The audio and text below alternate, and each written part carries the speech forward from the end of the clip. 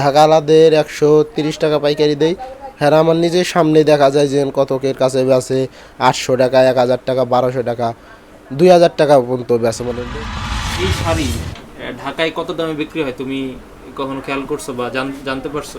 জি, এই শাড়িটা আমি ঢাকা আলাদের 130 টাকা পাইকারি দেই।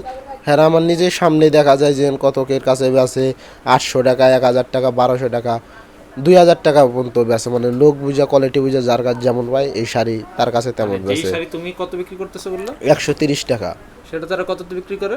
1500, 2000 টাকা, সর্বনিম্ন 900, 800 টাকা বিক্রি করে তোমার সামনে? আমার সামনেই। আমি তখন দেখে মাথায় হাত দিতেন কি করে, আমাদের কাছ থেকে নিতেছে 130 টাকা, 200 টাকা বেচুক, এত টাকা লাভ করে, আর আমাদের মানে কিছু টাকা বাকি পড়লে সেটাও দিতে চায় না। আমাদের প্রথম যদি একটা শাড়ির যদি 200 টাকা খরচ হইতো, আমরা 220 টাকা, 25 টাকা বেচতাম, আমরা খুব ভালো চলতাম।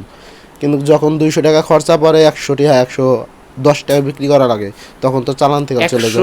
110 টাকা, অর্ধেক। জি, অর্ধেক কমে গেছে বাজার। আমাদের এখান থেকে কাপড় দিয়ে মানুষ 1000, 1200 টাকা বেচতেছে, আমরা 100 টাকা বেচতে পারতেছি না।